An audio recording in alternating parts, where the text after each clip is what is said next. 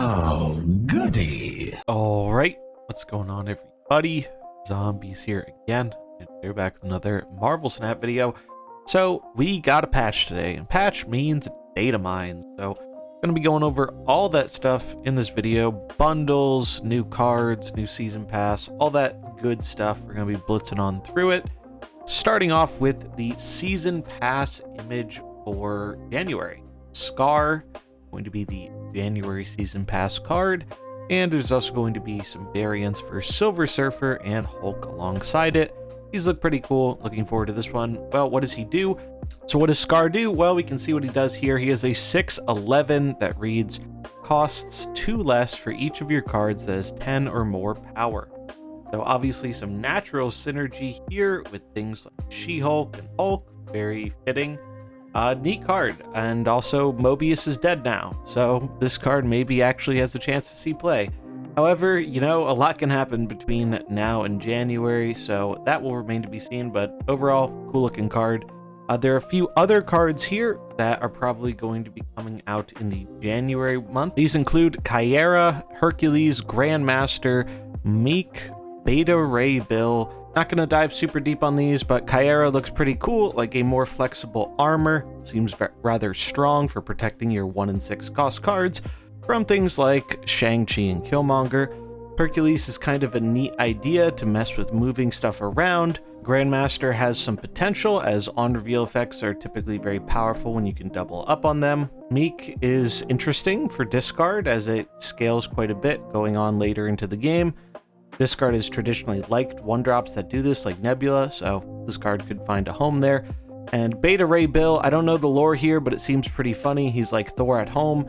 Fun fact, this is actually really similar to the Beta Thor that came out, and I wonder if that's kind of a reference here, that they chose Beta Ray Bill for this, as if you don't know, Thor was originally a 4-cost card in the beta. I think he was a 4/6 with the same effect on Mjolnir, but now we have Beta Ray Bill. Kind of cool. He is going to help shore up the curve for Thor into Jane. Now you get 2 0-cost things in your deck that buff up your cards. Pretty neat. There are some other cards here shown that don't have an ability, cost, or any other information yet, just the art and the name. So take those with a grain of salt, as who knows when they'll show up, but interesting to see. Also, one card was changed, and that is a card that's going to be releasing in the month of November. That is Annihilus. Annihilus went from a 5/8 to a 5/7, keeping all the same effects. Not too surprised to see this. Honestly, I thought this was going to happen after the card came out anyway. 5/8s that have powerful effects have traditionally been very, very strong in Snap, so not really surprised they are bumping this one down to 5/7 since the effect seems very powerful. We have some new Datamined locations in the Great Portal in Crown City, and we can see a new Ghost Rider variant is going to be available in one of the upcoming Conquest months. There are also some new Ultimate variants for Iceman, She-Hulk, and Armor. We also have some Spotlight cache information, and probably more importantly, some of the spotlights have been changed. Apparently, the feedback has finally been heard, and Iron Lad and Living Tribunal will actually be making their way into caches in the month of December. We'll take a look at those in just a minute, but for now we have the January ones. Starting off January, we have Kyera, High Evo, and Hitmonkey. Worth noting, this is happening at the start of the season, so it seems they're now going to be introducing a new card alongside the season pass, whereas previously the spotlights in that week only had old cards. So this is going to ramp up the total amount of cards we get a year by quite a lot, 1 extra new card a month. Then from January 9th to the 16th, we have Hercules, Galactus, and finally making his first Spotlight cache appearance, Howard the Duck, the mighty Series 5 card that everyone wants to get a hold of. The 16th through the 23rd is going to include Meek, Annihilus, and the Phoenix Force. The 23rd through the 30th is going to have Grandmaster, Loki, and Elsa Bloodstone. And then the 30th through the 6th is going to have Beta Ray Bill, Werewolf by Night, and Nebula. And then here we can see the updated weeks for December. First week of December, same as it was before. However, the second week had Living Tribunal added to the rotation, so that's nice. A lot of people have been waiting for that one for the Hela Tribunal deck. And then the last week of December has had Iron Lad added to it, which is another card that a lot of people have been really wanting to reappear in Spotlights for some time. So nice to see them finally make some changes here. This also shows that in the future, things could change in terms of Spotlight cache data mines. Hasn't really happened too much before, aside from variant switching, but it's nice to see they can retroactively change this for cards that aren't given a proper amount of appearance for people to obtain them. Then we have some new variants that have been added to the game. It's anyone's guess when these show up. However, some, as we've seen, have been the Ultimate or Spotlight variants. Kind of cool seeing a Dan Hip Darkhawk. Going to be neat. Not quite as many as we've seen in the past, though. A little bit lighter on the amount of variants in this patch, but that's fine. There are already a lot of Datamined variants in the game that we haven't seen yet still. So taking a look at the January bundles here, we are going to notice that there is no price tag listed for any of the cash money offers. I do wonder if something has changed here, or if Second Dinner noticed the fact that we were seeing these placeholder prices, getting expectations for what a bundle is going to cost before they finalized it, and then people were understandably not super happy about that. It's happened in the past with bundles, so I do wonder if something different happened here to make it so we don't see the cash prices for these bundles when they're data mined and have to wait until they come out. This is kind of unfortunate because it makes it a lot harder to plan for things. We can take a guess here at what things are going to cost based on the resources, but it's a lot harder to plan when we don't know the values, even if some of those values were subject to change. This honestly probably benefits the company, as by making it so people don't know what they have to save for in the future in terms of monetary amounts, I think people will be more likely to buy some of the stuff currently on offer. That's just my thoughts on it.